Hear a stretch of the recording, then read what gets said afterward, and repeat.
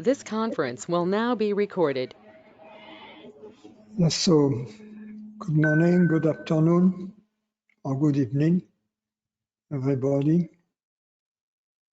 I'm going to disallow the webcam. If you have a question, please unmute your microphone and ask your question. Hey, Francis. Yes, hi. Hey, I have a question about, I guess, the sense of doership, of being a personal doer. When I look at my thoughts, for instance, if I stop and look at them, it seems that they come to me. I guess that's the experience, that there's not a separate entity choosing them. But for instance, when I'm going about my daily business, like washing the dishes or going to the grocery store, there's this kind of instinctive feeling, I guess, that this body mind has some sense of autonomy or something, that it has some kind of sense of being a personal doer. So I was wondering how to investigate that belief at the level of thinking, but also the kind of feeling of it, if that's an aspect. So. Well, the first thing to clarify is that, at least regarding if we eliminate our instinctive actions,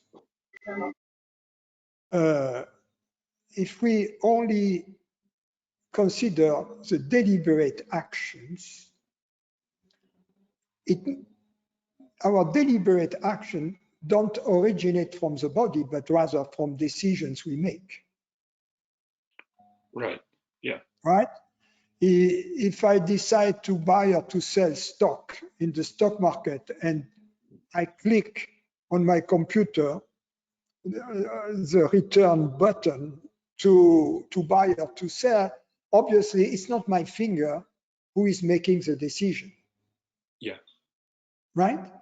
So all of our deliberate actions are of the same kind, meaning they come from a thought, and the thought itself is a decision.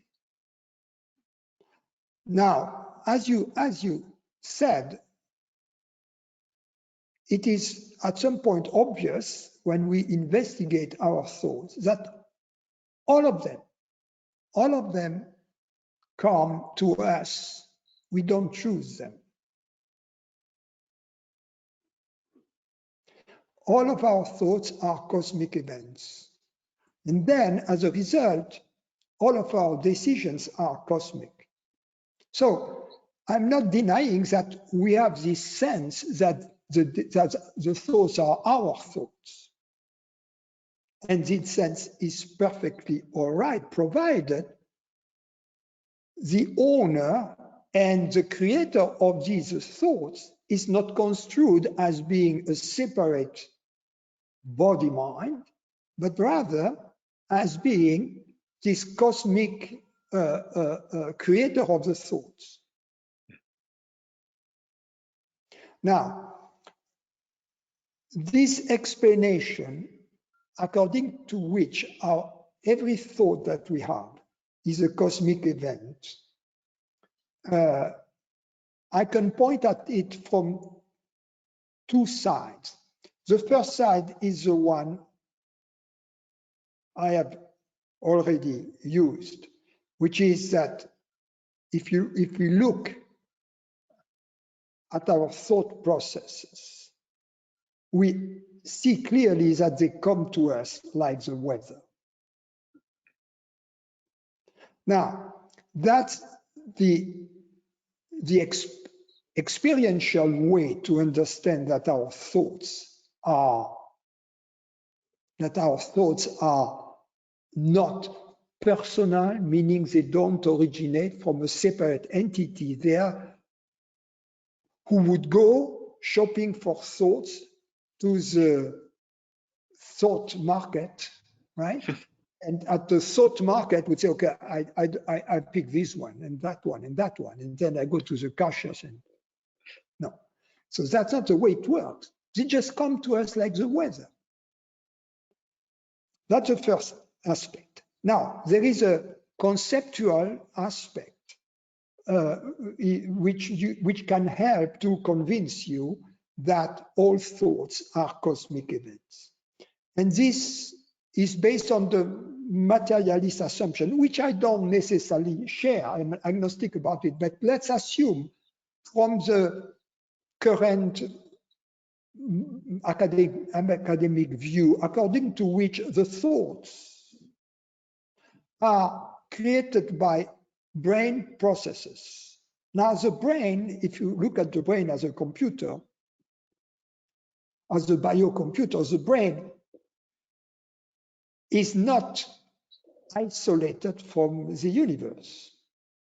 It corresponds with the universe through the sense organs. It shares. And also with all the senses, the body is affected by the weather, by the pandemics, by whatever happens around. And in addition to that, the body has the brain has access to the personal history, the personal memory, past events, past experiences, knowledge acquired, skills acquired, right? And all of that came from the universe. The body didn't program itself. It programmed itself. It's a kind of an adaptive programming process in the computer, some kind of artificial intelligence, if you will, through which through education, through past experience, the decision-making process by this machine has been made whatever it is right now. And these decisions are made upon the input from the universe. All of that is kind of runs on automatic. So that if I make a decision right now that seems to be, let's say I choose to sell stock in the stock market, right? It seems to be a decision that originates from this little box here. But no, this little box has been programmed by the universe, has read the New York Times this morning, or has access to the internet, etc. And the decision that comes is not local really, it's a universal convergence, because this is not a separate system. Therefore, whatever happens in this little box, whatever thought and decision gets created, even from this vantage point, is a cosmic event. Let's even look at it from a purely physical vantage point. So that it's as materialist as you go. This brain here that apparently creates the decision, the thoughts, is made of cells, made of molecules, made of elementary particles. And these elementary particles are part of the quantum fields of the standard model. And these quantum fields, the equations are global. So whatever neurons are firing here and in the decision-making process are in fact at a more, at a finer level, at a less coarse level, you know, at a more microscopic levels, they are part of the fluctuation of the quantum fields. And therefore, it's a universal process. It's really a cosmic process. So even from the vantage point of science, if we believe that science applies to everything, even then from that vantage point, the thought processes are going to be cosmic events. Therefore, there is no local decider. There is the appearance of a local decider. but there is only a local instrument, in fact, which has been programmed and which is deriving its input from the entire universe. So yeah. I gave you arguments, you know, just to enable you to revisit the caveman version, the very, very unsophisticated and simplistic argument, according to which there is a local decider and there is a local creator of the thoughts. So both from the vantage point of our inner experience, if we look more closely at it, and from the vantage point of rational, if you will, scientific view, if we look more closely at it, in both cases, from both vantage points, all thoughts are cosmic events. Yeah, thanks, Francis. That's very clear. You know, that we're not, as body minds, we're not a closed system, you know, where there's an interaction always that goes on. So the real system is universal. You see, that's the point. Exactly. It's not a system. Yeah. So is there also an implication at the feeling level, would you say, like of doership in the body? Is that kind of registered in almost in the biology of it? I wonder if that kind of hallucination needs to be there almost, that there's a gut feeling that I can do things, but I don't know if that's just part of having a body mind mechanism here. Yeah, but it's taking the instrument for the musician. The instrument is not the musician. Right. So maybe more clarity at the conceptual level might help too, to kind of see through that. Yes, yeah. and because then you see, because the feeling of being on the level of feeling, the feeling of being the doer is a feeling of identifying with the body. So you see, we said on one hand, it is true that I own my thoughts, that I am the thinker of my thought. But the I, who is the thinker of the thought and who has legitimate and who makes the legitimate claim that he creates the thought is consciousness. So of course I am consciousness as such. I have the right to claim authorship of my thoughts, of course, as consciousness, right? Yeah. But so the only problem is that I, consciousness, identify with the body, meaning believe to be the body, and so intellectually believe to be the body and feel to be the body. Right. This feeling to be the body is irrational. The belief to be the body is pseudo-rational. In other words, it is based on a false premise that it claims that there is an experiential evidence that we have that consciousness is created by the body. Whereas in fact, the body to us, consciousness, appears in us.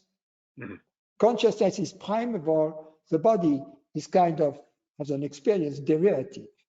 So based on then, once we have made this false claim, if you will, that consciousness is created by the body, and I am not denying the possibility that the body creates the thoughts, you see, apparently, that the brain is a thought factory. That's not what I'm denying. But what I'm denying is that consciousness is created by the body. Consciousness as the reality that creates the thoughts, as the reality who perceives the thought. That's what I call consciousness, the reality. So that's what I am denying, that this reality that perceives the thought, that is hearing my words right now, that this reality is created by the body. My claim is that this reality is in fact the reality that creates Did you want to watch them? the body. I did. But they're like stained.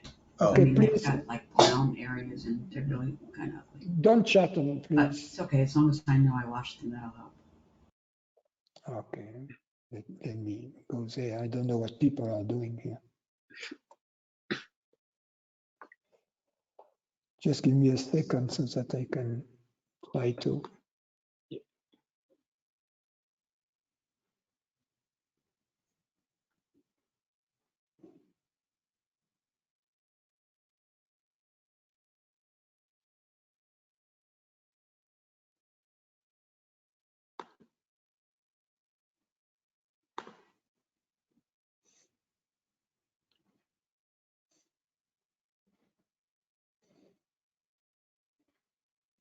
Okay, yes. Yeah, it's just it's really interesting what you're saying, and I feel like if that really kind of drops in that there is no closed system, that part of the feeling is actually the feeling that I'm a closed system in a certain way. So it's kind of just it's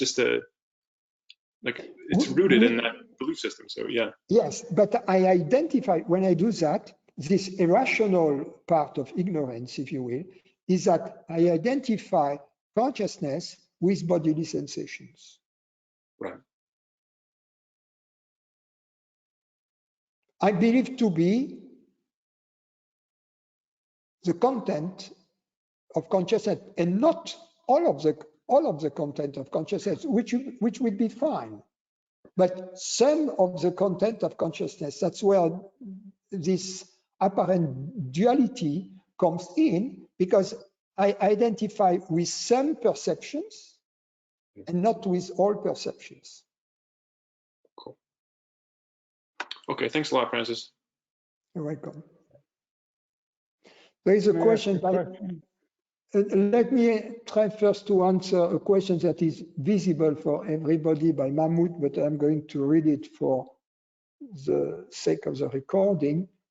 So Mahmoud says, my question is how to deal with feelings of pride after doing some work, especially when people start complimenting you for doing a good job, which gives an illusion of a personal doer, which is both annoying and somehow pleasurable.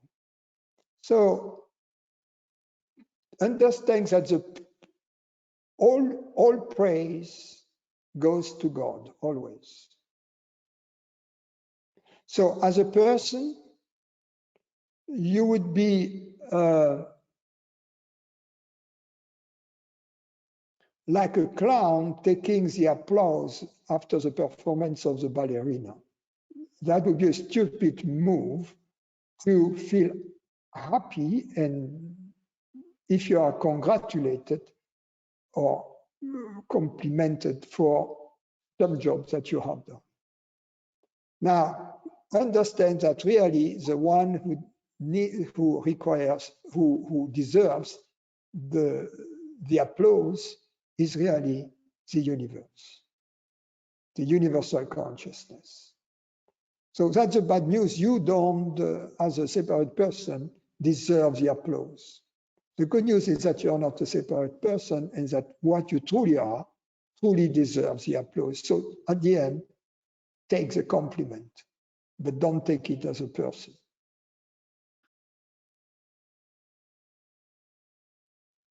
Understand that your body-mind is simply the instrument through which beautiful consciousness has achieved this.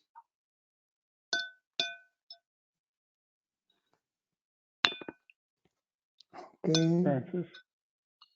Yes, just a second. We have some disturbing noises here.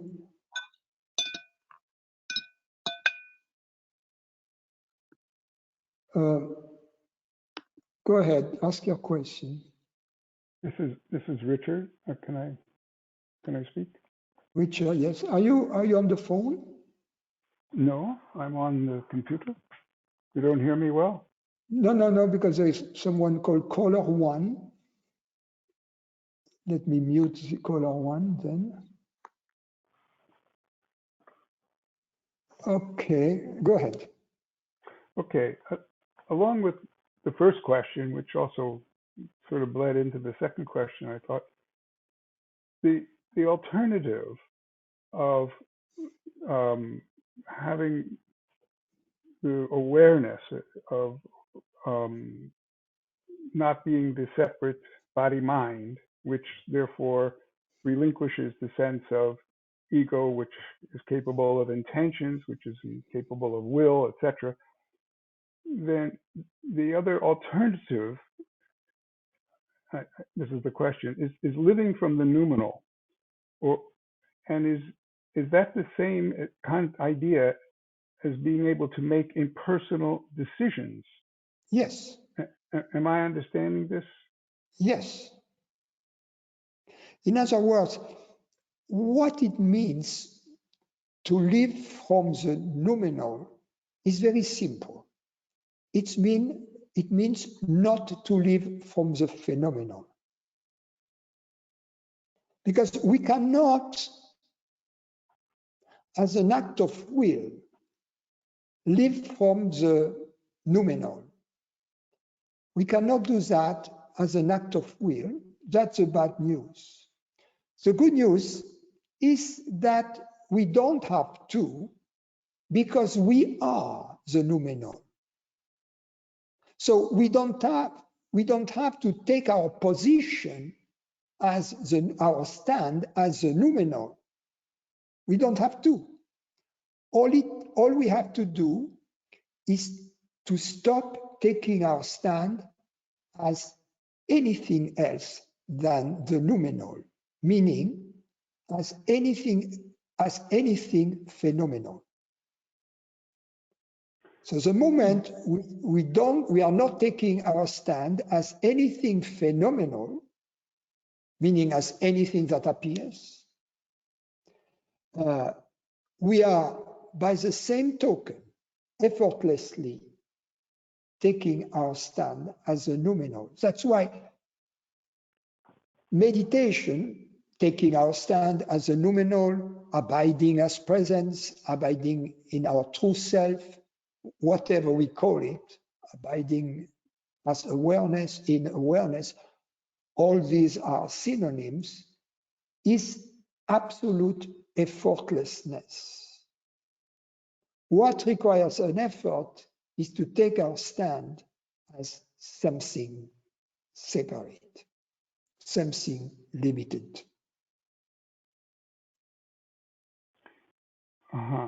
Okay, so the decision-making process that is non-volitional, because there is no independent temporality phenomenon who has the capacity to make decisions to begin with. That would be an illusion, or certainly a misunderstanding of what's actually the process that's taking place. I guess where I get lost is that there's no who.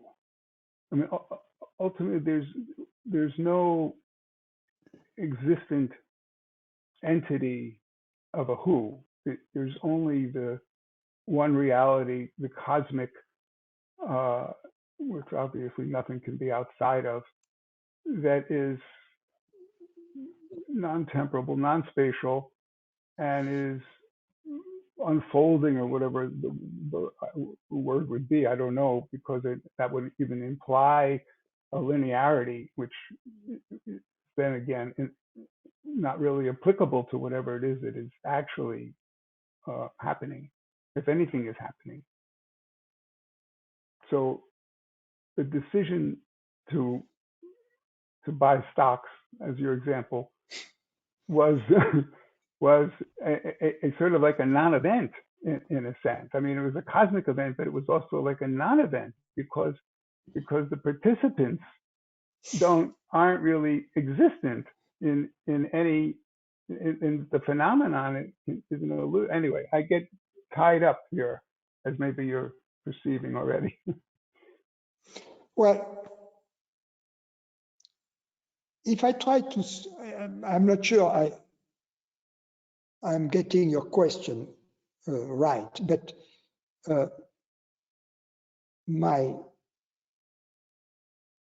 what I would say is this. Even an ignorant decision is made by consciousness, right? Okay. Because the consciousness is the only decider. There is no other doer in the universe than the universal doer. There is no... It's the isness, or is that a fair... Yes, the isnness, consciousness, awareness, reality, God, Brahman, same. Okay. Okay. So there is only one decider in the universe. Now, the distinction between an ignorant decision and, if you will, an impersonal decision is that a decision is made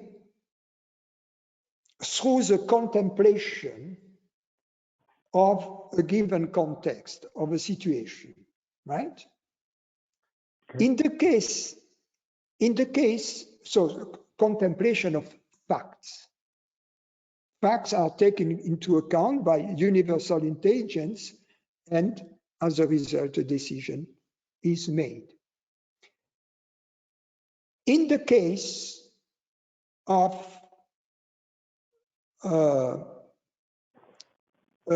ignorant decision, the set of facts which is taken into consideration in the decision-making process includes a pseudo-fact.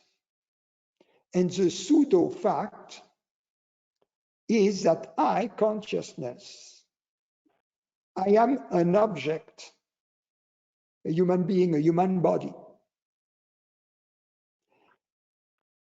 that I am subjected to the human predicament, if you will, I, consciousness. And this element is entered into the mix of facts. That's what I call a pseudo-fact. And then the decision-making process uses the logical ability of the mind, uses past experiences, uses everything as an instrument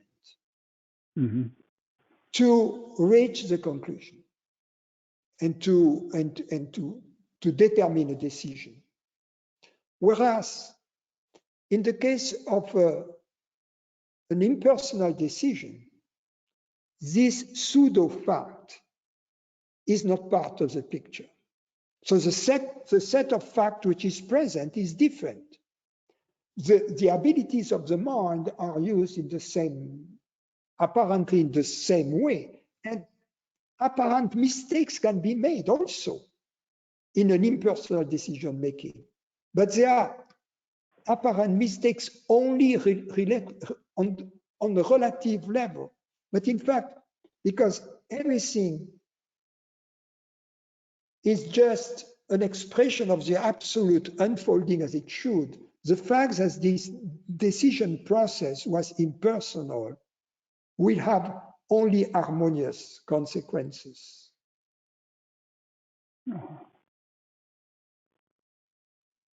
Okay. So in other words, it's up to us as consciousness, because that's what we are.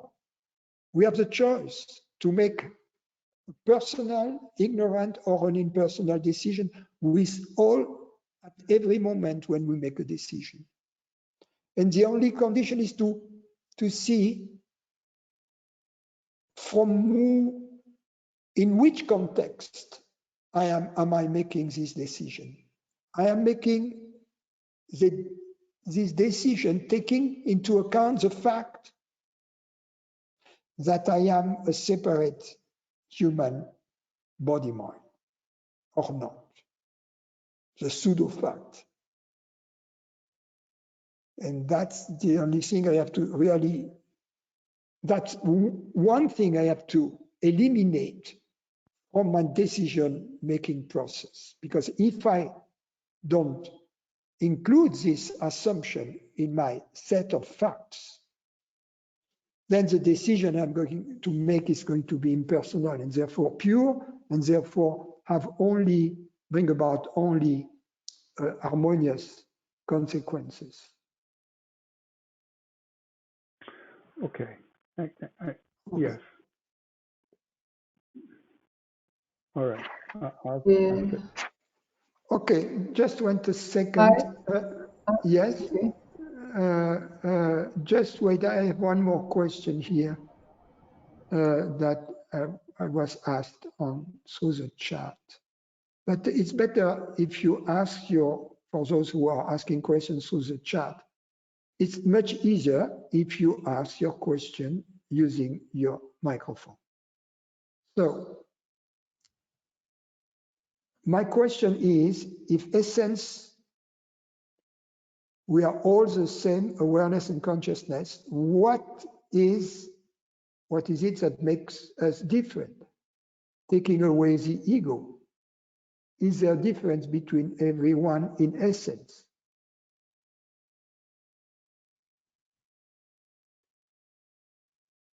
Well, this question is tricky. It's a kind of question like, when did you stop beating your wife? You know,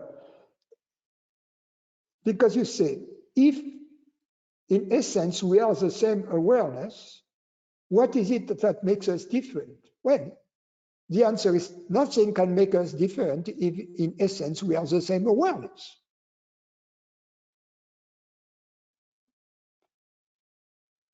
Hi, yeah, Francis. Hi, this was my question. So I want to understand if we are all the same, or there is something that is making us different from the rest of the people, or our essence, our consciousness is all the same. Yes, our reality, our consciousness, whatever it is which is hearing these words right now, we all share it. That's a great mystery. That's a great revelation. That's a great news, that this reality, whatever it is, which is hearing these words, will never die, was never born. We all share it. Whatever we perceive, that begins, that ends. Whatever we experience, that begins, that ends. But this reality was never born, will never die. That's the seemingly incredible thing.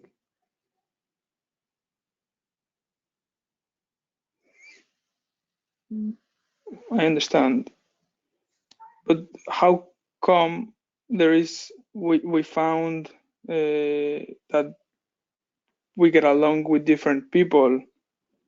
Because there is a difference between people, or just the ego liking or disliking another egos.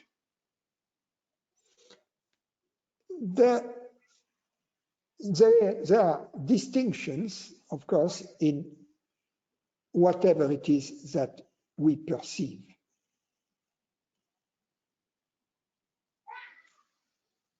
But it is the same reality that perceives. There are no distinctions in the reality that perceives. It is the same reality that perceives. But what we perceive changes all the time. When you say changes all the time, what do you mean by change us? What is changing? That which we perceive changes all the time.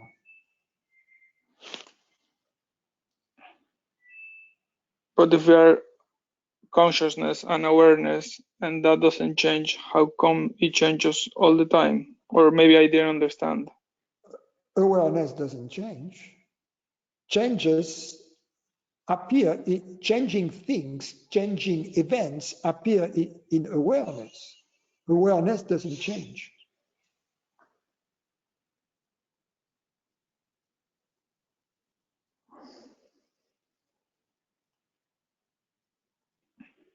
Okay, thank you.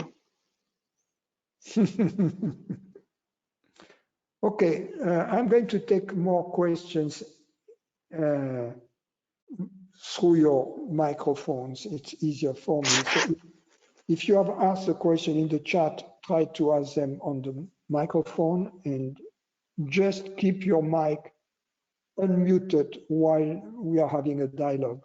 Thank you. Francis, I have a question. Okay. No, go ahead. Go ahead. No, go ahead.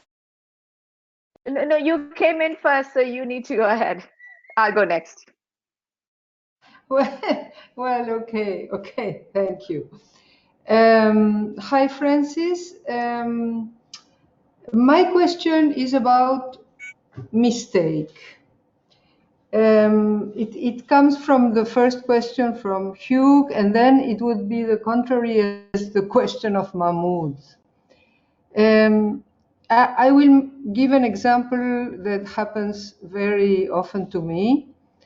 Is I am at home and I can't find my cell phone. I suppose this is a common experience. And the thought comes to me that the cell phone is in the kitchen. I go to the kitchen and the cell phone is not there. And it goes on like that. But anyway, the mistake, no? If that thought was a cosmic event, why is it wrong? Is consciousness playing with me, a separate person? I always thought mistake could be a proof, because one time I thought that the only thing I knew was that there is an I and there is a non-I, not I. And the proof that there is a not I would be exactly mistakes. How can I understand if my, I don't know if I'm clear. As a cosmic event, what is the meaning of this thought that comes and tells me to look in the kitchen and the cell phone is not there? Okay, what you call mistake is the fact that your mind doesn't know everything. Mm-hmm. Right? Right. Because if your mind knew everything, you would instantaneously know where your cell phone is. Yes. And you would never make a mistake. Yes, right? That would be great. Yeah. No, it wouldn't be great. That's the point.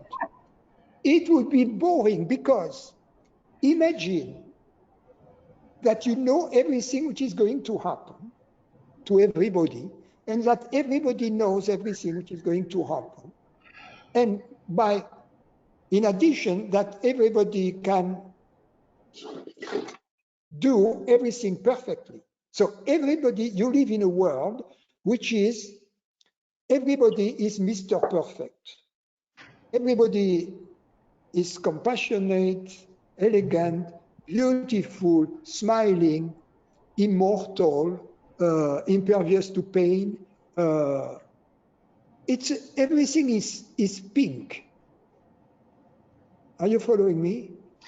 I am following you, but so in this kind of world, there is no room for adventure. There is no room for being surprised. There is no room for anything. It's like death. It's boring because everything is like frozen, because you cannot be surprised. But it's hard for me to swallow that creation was done only for fun. Is that correct? I mean, Yes. It's not only for fun. It's a game in which you have, it's like a treasure, how do you call that? Yes, looking for the treasure. Treasure hunt, you know, the Boy Scouts, yeah. treasure hunt. So Yes. it may be tough to look for the treasure. You know, you may have to crawl through bushes with thorny bushes. You know, you may have to get exhausted and thirsty, etc. But it's fun to be a Boy Scout and to do treasure hunt, at least for boys. I don't know about girls.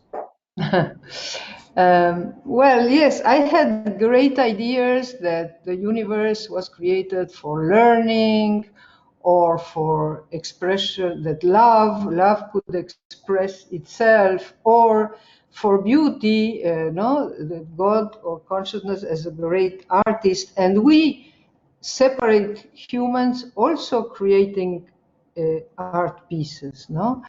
It's somehow it's hard for me to accept that this just for adventure. Anyway, going back to the first question, that you would say that the thought that the cell phone was in the kitchen is not a cosmic event. It comes from the mind. Oh, yes. But we. Oh, yeah. No. That's a cosmic event. How Every do I thought is know a that? cosmic. How can I differentiate between cosmic events and not cosmic events? Oh, that's very simple. There are no non-cosmic events. Ah, okay. So the false information that I should go to the kitchen is also a cosmic event. Absolutely. Well, okay. Thank you. Hi, Francis. Yes, So a couple of things, follow-on questions on some of your answers today. One is God, where you say, attribute your success to God, or the fruit of your actions to God, or the doership, etc. Now, I actually have this, again, there seems to be a discordance where, right now I am mostly in the place of not knowing. So it's not clear to me what I am, like, of course, lack of boundaries, etc. But I don't know where God comes into the picture when I am in not knowing. That's very simple then. Attribute your decision to yourself, provided you don't know who you are.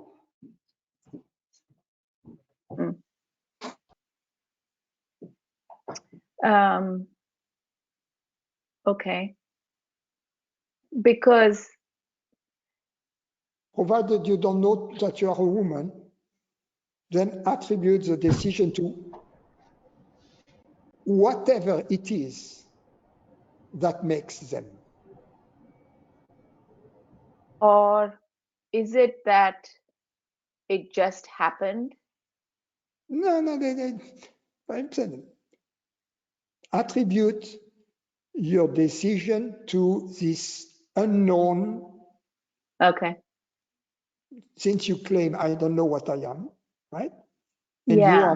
then it's legitimate to say I am the maker of the decision. However, I don't know what that maker is. Yeah. The don't knowness comes mainly when it's almost like when you're abiding in the I, because the mind always comes in and creates all these other images, and of course, like the superimposition of the roles, including human, female, etc.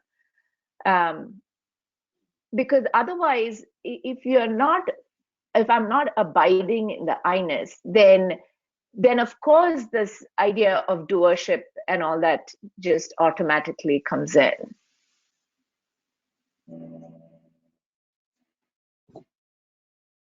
Hello?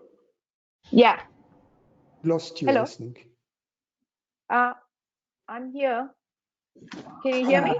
Yes, now Can you hear me? we can hear. Yeah.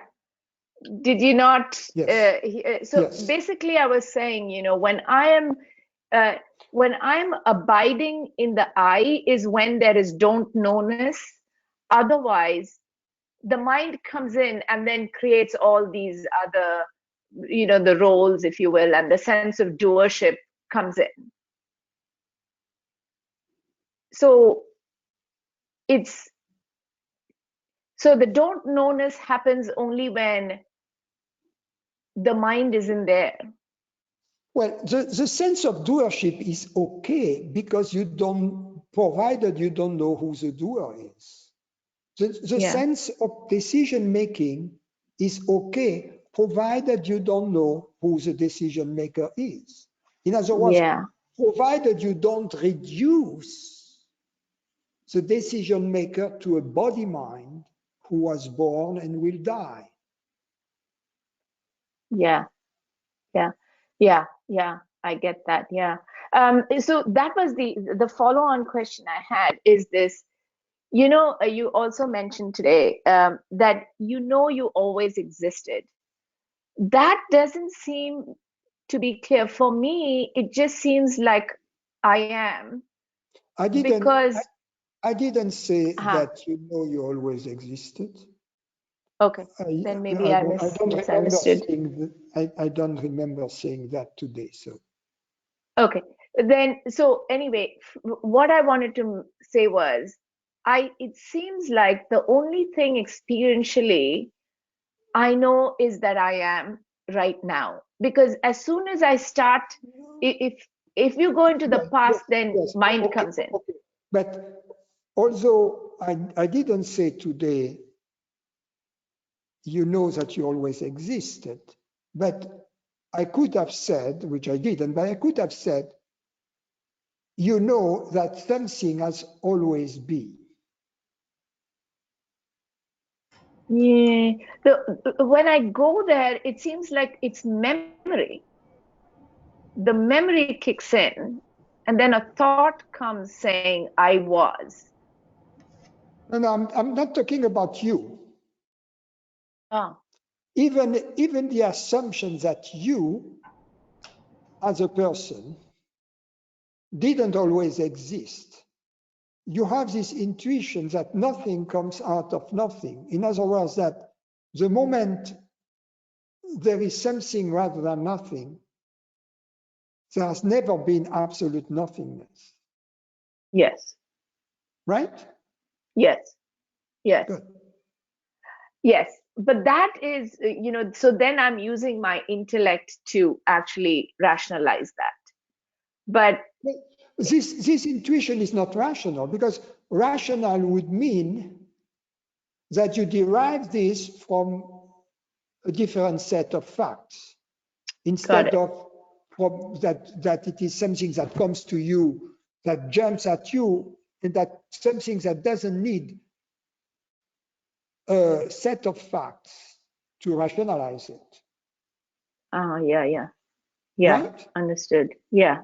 It's really what Kant called a priori knowledge. A priori, okay. Although Kant was wrong when he had too many a priori. It's Latin, right? So it doesn't put an S at the end. So it didn't have too many a prioris. It had too many a prioris. But this one, that there is something rather than nothing, and that therefore there has always been something, whatever that is a priori. We know that. So that's something has always existed. And that which has always existed is what I call reality. Now, everything else originates from this reality which has always existed. Everything else takes its existence from this reality. So, in particular, this world, this body, and this mind have their reality in this reality, which has always existed. And that is Brahman, and that is also the reality of your human experience, which is Atman, if you will. So Atman equals Brahman. So that's the important aspects. So that requires two a priori intuition. One is that consciousness is my reality. In other words, is what I call I. Atman is my reality. And two, that there is only one reality, Brahman, if you will. So these two deep intuition are the only two a priori that are required. One, my reality is consciousness. Two, there is only one reality. Therefore, consciousness is this one reality. Yes. Yeah. Yeah. I think I am at the number one, where I am consciousness, and consciousness is the reality of the human experience. But doing the second one is more of a, you go there through reasoning, but experience.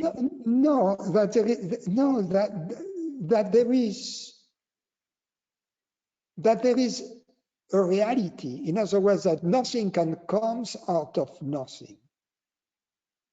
Yeah. Therefore, that's a very deep intuition. Yeah. So for me, when I think about or consider the reality of the universe, that's what I attribute to God, or God is that reality, the universal reality. I know. That don't bring in. I mean, I use God, but in a different meaning. Because if we bring religious, we kind of muddy our experience with belief systems. So the philosophical intuition, it's much more powerful, if you will, that any belief system, because it rests on some fundamental direct experience, a priori knowledge, this fundamental intuition that there is something that always is. Yeah, so I didn't mean God as in the traditional sense of God, but this universality, that the aspect, the universality aspect is what seems to be different from I consciousness. Okay. So then, but once you have agreed that there is reality. Yes. Right? 100%. Yeah. You can from this infer that there is only one reality. Yes. From the same experience. By going to the same experience, the same experience that tells you that there is something that always is. That's true. The same experience tells you that there is only one thing that always is. Yes, and that is I. Yes. No, for the time being, no. Yeah. There is one thing, whatever that is, that always is. Yeah, right? but the point is, from experientially, only I exist. There's only me existence. You don't allow me to finish. Okay, sorry. So, because we have to go very slowly there, because it's hard to digest. So if you chew it too fast, you are going to choke.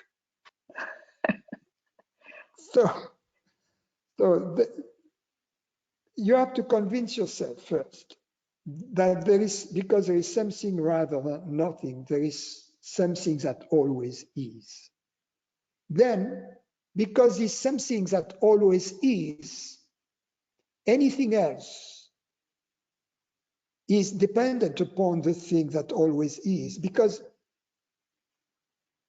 when it appears, anything else is not the thing that always is. Yes. Then when it appears, it is simply a transformation or a manifestation of the thing that always is. In the Christian, there is this Christian in it, in the thing that always is, we move and have our being. You know, in it we move, we have our being. So there is something else. And anyway, it doesn't matter. But this deep intuition of this eternal reality, and that there is only one reality. So then you jump for that. From once you have established there is only one reality, which is eternal, then you go back to your human experience and you ask yourself, what is the reality of my human experience? Okay? What is the reality of my human experience? The reality of my human experience must always be present when my human experience is present, right? Yes, yes. In other words, it must be present no matter what, whether I am awake, whether I am asleep, whether I am insane, where I am deluded, whether I am dreaming. Right? Yeah, yeah. So what is it that is always present? There is only one candidate. It's consciousness. Yeah. Okay. Consciousness is experientially my reality. Yes. Right? Yeah. Now, if you connect that together with the fact there is only one reality. Yeah.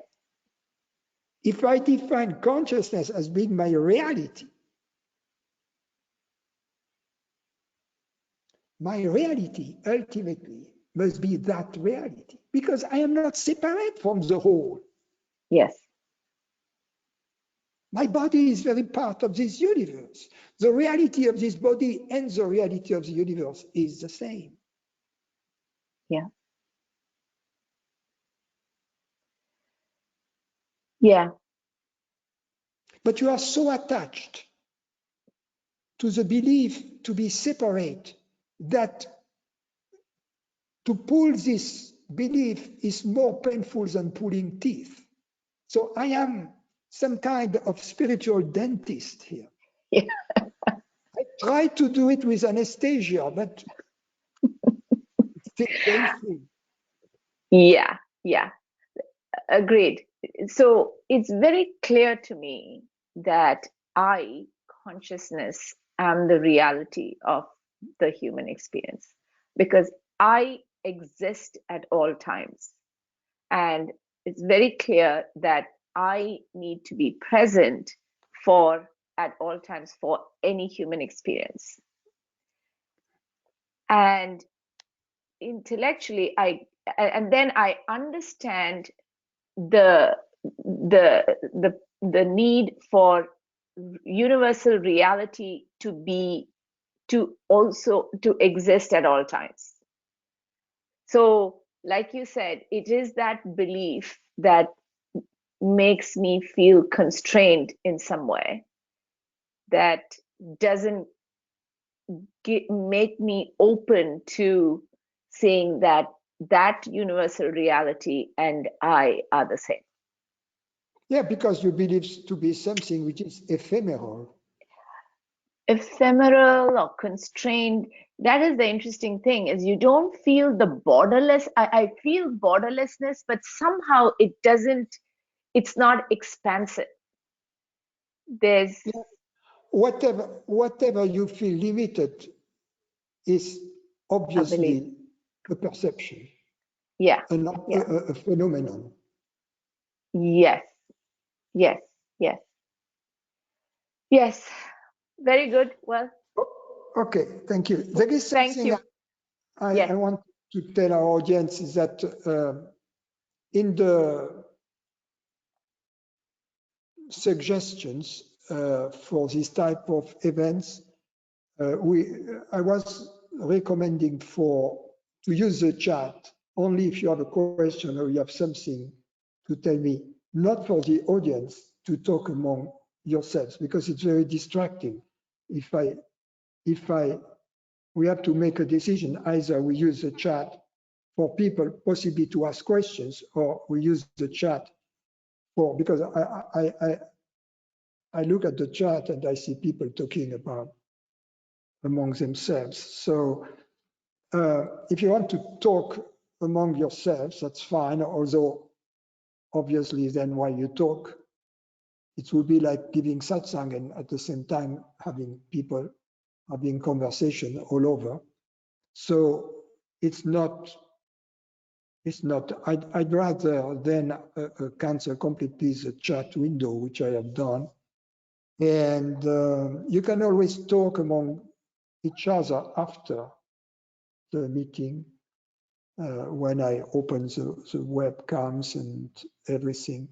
Other than that, it's distracting to not solely for me, but for other people to have all this interference. So then we are not going to use the chat window during these meetings. So any other questions? Hi, Francis. I have a question. Yes, go ahead, Faison.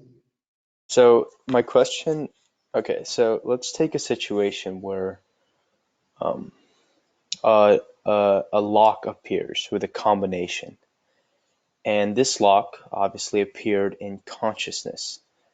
And the revelation of what the combination is something that also appears in consciousness. So would it be, so my question is, if you kind of just like sit there and maybe access a deeper state of consciousness, will the answer come to you? Now I see how that question is kind of a little flawed, but if it comes in consciousness, and if you just kind of like sit there and I don't know, access like a deeper part of consciousness, whatever that means, would the solution come to you?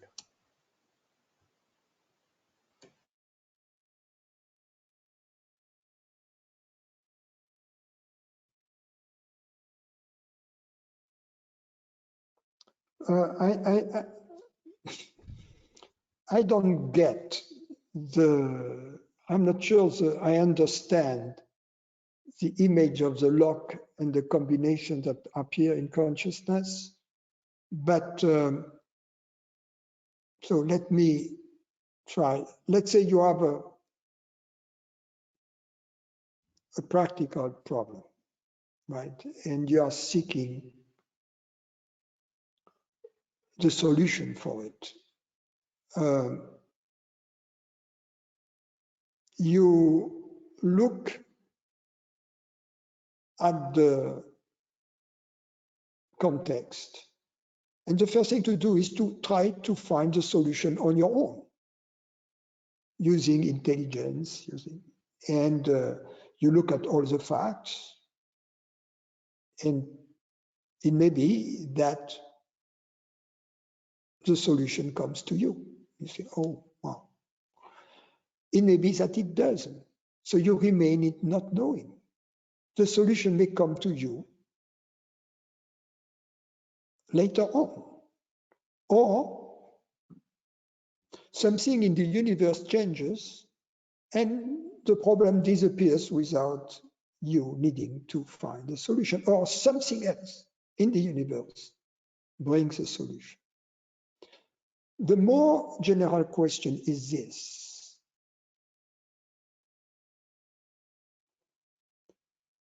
If I live impersonally versus living from ignorance, what difference does it make in terms of what I know, what gets revealed to me phenomenally? And the difference is this. If I am in ignorance, what happens to me, what gets revealed to me, its only purpose is to take me to knowledge. So I can get beaten up by, if I am the donkey traveling on that road, if I start off-roading, I get the stick. Whereas whenever I act impersonally, I am the donkey staying on that road, and all I get is always the carrot. I get the carrot to the extent that I am hungry, and I get whatever type of carrot I need at every moment. So, because after a while, it's boring as a donkey to always eat carrots. Sometimes you want apples, sometimes you want oats. So the point of this metaphor is that when we are living impersonally, and that's a choice we have at every moment. You don't need to wait to be a sage to live impersonally. It's a decision we make. So when we live impersonally, meaning when we are on that road, on that path, whatever we need to know will be revealed to us on a need-to-know basis. In other words, we won't need everything in the universe to be too much knowledge for the mind, and it will destroy the fun we have. But whatever we need to know to go to the next step and to stay on the road will be given to us, will be revealed to us from moment to moment. And sometimes, and often, a thought will come to you strange, and you will say it or you will act on it. And later on, you will discover, oh, it was so serendipitous, or it was a perfect thing to do. You see? How clever was it? Although it may have sounded weird in the moment itself. How serendipitous, almost miraculous it was. Why? Because the human mind has a very low bandwidth. It cannot take too much information, but it can take whatever is needed to go to the next step.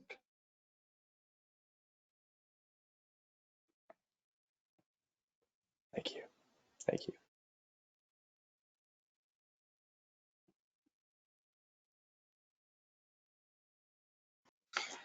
Hello? Yes? Hey, Francis. You were talking a little bit earlier about abiding in awareness. And I feel like I'm almost asking to start end-gaining abiding in awareness, but I mean, are there, how do you say, cues to look out for, like to know when one is abiding? Yeah, that's very simple. When you are not abiding as anything else than awareness. Meaning, the moment you believe to be a human being, you are going out of meditation like that. The moment you really understand that you don't know that you are a human being, then you go back into meditation. And you remain in meditation up until you believe again to be a human being. And so it goes, right? Like it seems like there's that kind of ebb and flow, ebb and flow. I'm in it for a second. But when you think about it, it's so easy, so effortless not to know what you are. You see, you don't have to make an effort. You don't even have to look for what you are, because you have been looking enough to know that you don't know. So to abide as awareness means that you don't know what you are. You don't know. Because when you don't know what you are in fact perfectly what you are.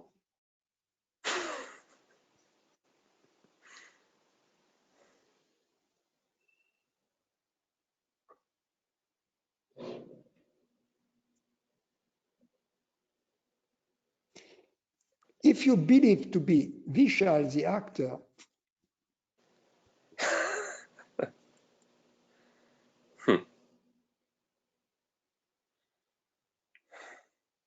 So is it, because again, like there is that, like that back and forth that keeps going on. Is it, and again, I don't want to make self-inquiry a kind of dull, repetitive, practice, of course. Is it a result of something fundamentally missing in my seeing and my knowing, or is it just a matter of, like, how do you say, consistently going back to that not knowing? yeah, at some point it dawns on you, well, I truly don't know what I am.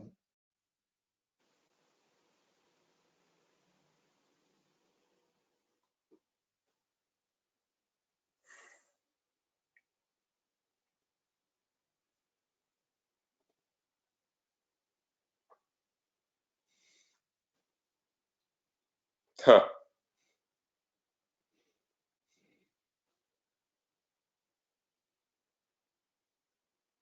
It's like a guy running towards a door head first, thinking he can bang the door open. And the door is made of very thick oak. So every time it kind of hurts, but at some point, the guy stopped running for the door.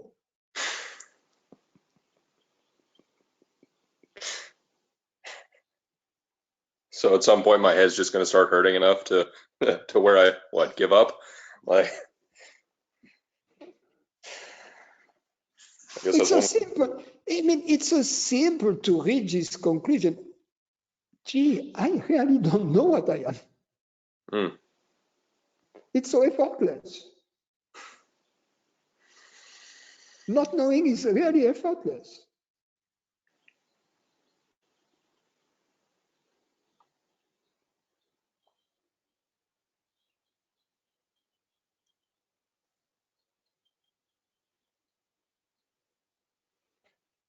So the problem is not that we don't know what we are. The problem is that we believe to know what we are.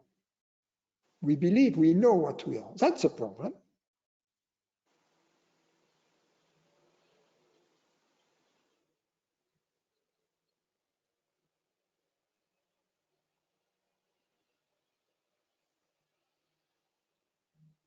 I see. I think. I don't know.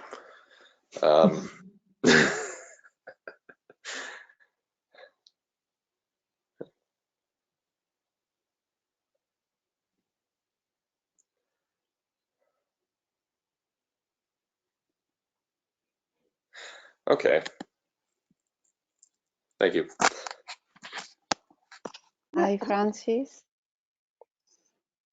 Yes, hi, Sophia. Hi. Hi, I will try to speak in English. Let's see if it's possible.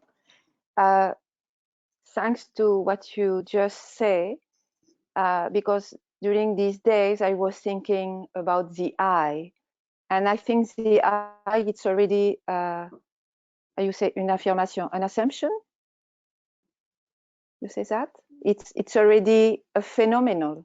An if I really affirmation? don't know, yes, if I really don't know and I really don't know what I am. If I say I awareness, I have my experience. It's when I say I awareness, I already try to. It's like a contraction in me.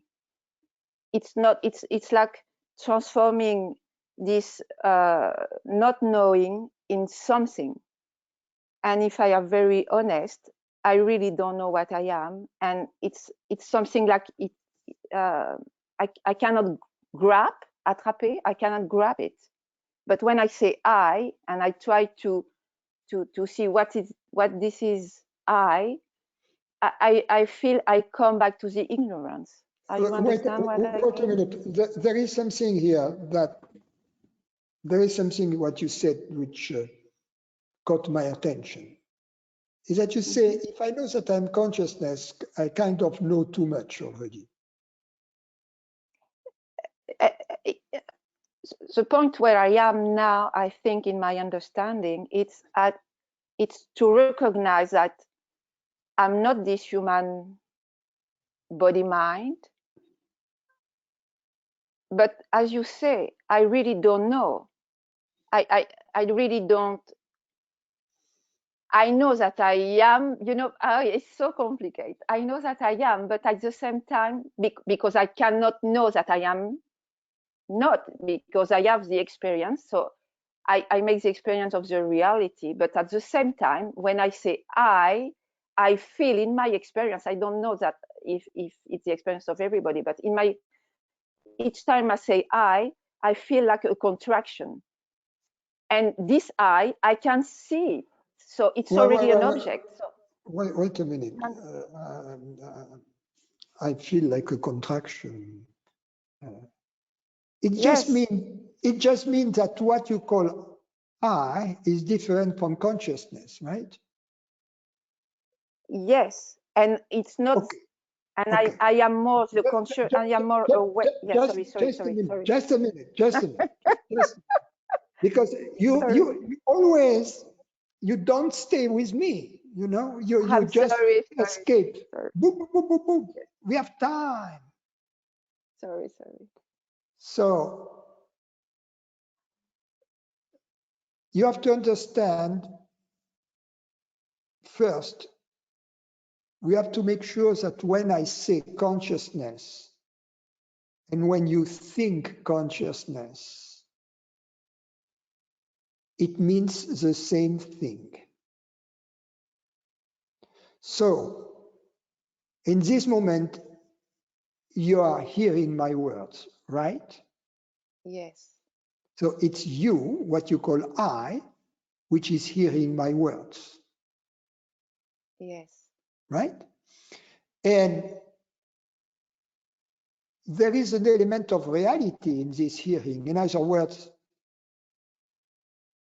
you are not making up.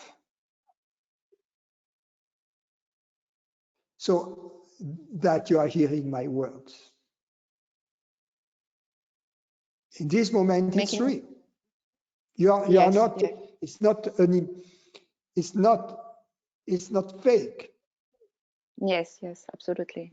Hearing, perceiving is real. So what I call consciousness is the reality which is hearing these words. The reality. I'm not saying it's a woman. I'm not saying it's Sophie. I'm not saying it's a human body. I'm not saying it's a human brain. I'm saying it's just whatever it is which is real in this experience of hearing Francis' words. Whatever it is which is real is consciousness. In other words, it is a reality which is hearing these words. And since you say, I am hearing these words, it must be also that this consciousness is the real I, the real you. Would you agree with that? Yes, absolutely. Okay, but now. Sorry. She was jumping again. No. Yes. You are right. Yes. Now, because now we agree on what I call consciousness. Absolutely. Do you see any limits to it? No. I couldn't find any limit. So, is there any feeling of contraction as you were describing? Not as awareness, not as consciousness. Exactly. So, and you have agreed that I and consciousness are the same, right? Well, here there is a difficulty for me. No. We have gone point by point. And then if you say no, we have to go back to the moment when you agreed that I was consciousness. Okay, so. Because I don't want you to go on tangents and to escape. No. And I know that, but so let's go back, because at some point you have agreed first that there is a reality which is here in this world, an element of reality, and that this element of reality, we call it consciousness, whatever is hearing these words. Then you have agreed also, I am hearing these words, and therefore my reality, the real I, must be the consciousness which is hearing these words. That you have agreed. So if now you change your mind, please. Yes. I think, wow, it's so difficult. It's so subtle at the same time, because. No. Tell me I agree or I disagree. And if you disagree, tell me why. With the ultimate point about the I think I have something that I have a difficulty, but it's difficult for me to explain this difficulty. What I am trying to pull these teeth from you. Thank you. And I know it's painful. So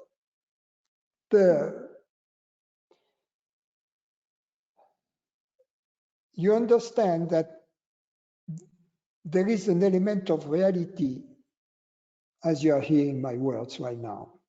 Reality is present, right? Yeah. And I'm feel involved, and for me, this reality. I call consciousness. Yeah, I don't want you to speak too much. I want you. Sorry, Francis. Sorry. What I want you to do is mostly to say whether you agree to my questions or not. Okay. So in this moment, you are hearing my words, and you understand that there is something real, right? Yes. You are not. Yes. Ça n'est pas une invention, ça n'est pas une illusion. Il y a quelque chose qui est réel. And, yes. Right. So what I call consciousness is this element of reality in this experience of hearing my words. You would agree also that it is you who is hearing these words, not somebody else.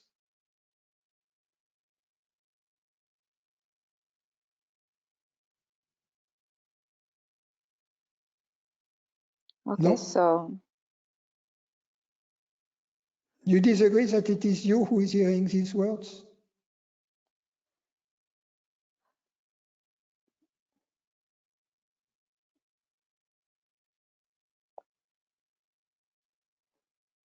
Okay, I hope you will accept what I will say. I think when I start to say yes or no, I don't want. Yes, okay, yes, but I already feel that when I say yes, I make a jump with a contraction. Yeah, so then I say don't know no. So then say no. No, I cannot say no, because of course I feel that I am hearing this word, but I think that this affirmation or assumption, no, cette affirmation, it's already une appropriation d'un phénomène. What we are doing right now, we are pulling the tooth. I am just with this tool, you know, with this lever, I'm doing that, and the tooth doesn't want to come out.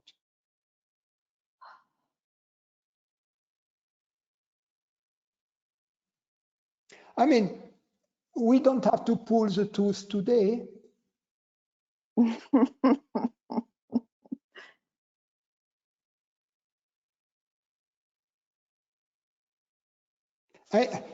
I want just to place you in this context where it becomes very uncomfortable to say no to me.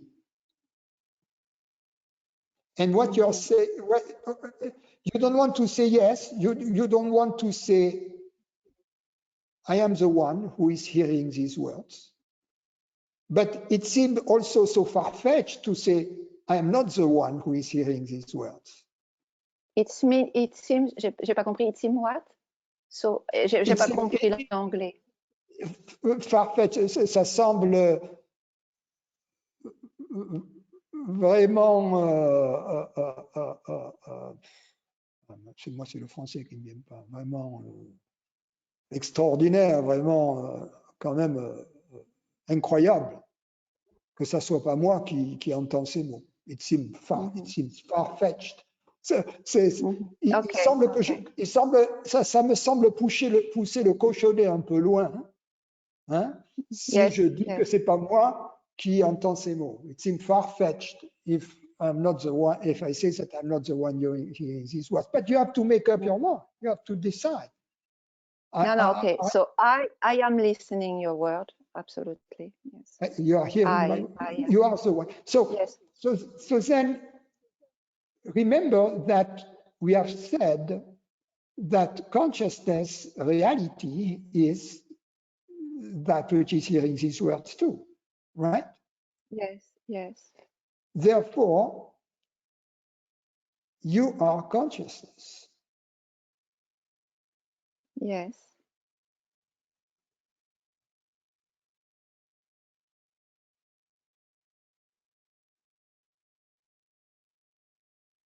So the sense of I is consciousness.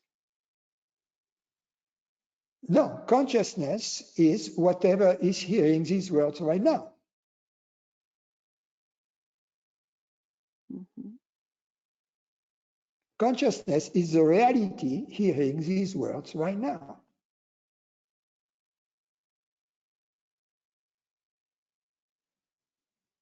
And I am experiencing this reality as I. Yes. Is it? Yes. According to your own statement, to your agreement, when you say, I am the one hearing these words. That's my real I. Mm-hmm. So what you have admitted to is that you are consciousness. So then you were saying that it is very uncomfortable for you to say that. To agree, I am consciousness.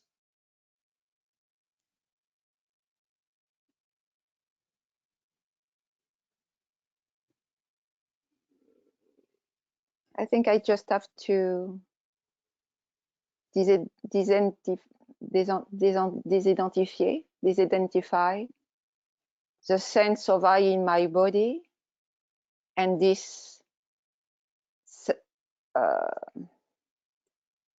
cette évidence. Yes, because the sense of me appears in consciousness. The sense of me is not consciousness.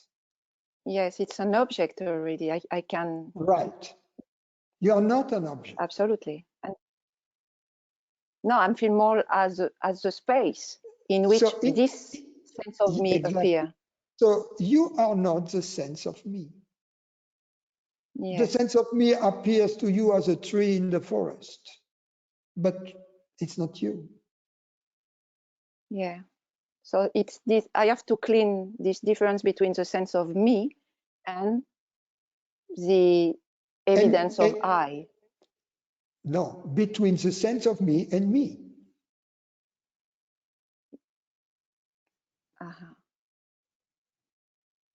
I have to stop to question me. I just have to see the sense of me as an object inside of me. And this is the end. You have to see yourself as consciousness, as a reality, invisible, unperceivable, to which a sense of me appears. Can you repeat this, please, Francis? You have to see yourself as the invisible consciousness, reality, in which or to which the sense of me appears. Absolutely. And yes, and it's already happening. So you, now, when in the light of what has been discussed, when you think I, do you still feel a contraction as this consciousness? No, the contraction is a sense of me in the body. Right. Nothing else. Exactly. And I can feel this contraction in my body because I am the space. Exactly. Thank you, Francis. Thank you so much. Hi, Francis. Can I ask a question? Yes, Manoj, go ahead. Okay. I know I'm consciousness and everything appears in me. But my problem is when I say I'm not but my body. But then the problem is that this question came to me yesterday in meditation. I was feeling that I'm consciousness, I'm everywhere, but my body is like a sticking to me. I cannot get up and go somewhere without my body. My body is always like sticking to me, and that's when I feel like that's my toothache. Okay. Yeah. But I have one more question. Yes. What about your mind? Yes, same as my mind. It goes with me. Yeah, goes with you. What about the world? What? Wherever you go, Yes. the world is still with you. Yes. Okay. But so, the house is not. Wait a minute. Okay. So, you gave me as an argument for being your body the fact that your body is always with you wherever you go. Yes. Okay. But I showed to you that it is also true that the mind and the world are always with you wherever you go. Yes. Therefore, you cannot, from this argument, draw the conclusion that you are your body, but that you are not the world or that you are not the mind. Because the three of them are always with you wherever you go. Yes. Therefore, you have two choices. Either I am not the body, I'm not the world, I'm not the mind. Or the other choice is I am the body, the world, and the mind. Yes. In other words, either I am nothing or Mhm. I am everything.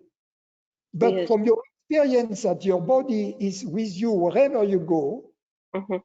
you cannot conclude that you are your body and that you are not the world. Yes. You see? Mhm. Okay, we are going to stop here. Thank Thank you you. all. I am going to liberate the chat, the webcam, everything. So the dance floor is open.